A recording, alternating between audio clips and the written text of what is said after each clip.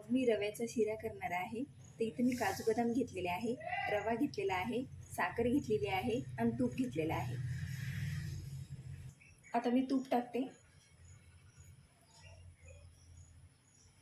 आता मी रवा टाकून घेते त्याच्यात। आता मी रवा मी छान भाजून घेतलेला आहे सोनेरी कलर येईपर्यंत। तर आता मी त्याच्यात साखर टाकून घेते।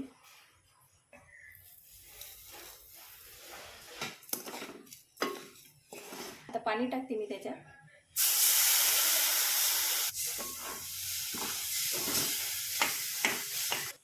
त्याच्यावर खोबरं टाकून घेते मी थोडं। त्याच्यावर काजू बदाम टाकून घेते मी। आता आपला शिरा झालेला आहे तयार। मी प्लेटमध्ये काढून घेते। रव्याचा शिरा झालेला आहे तयार।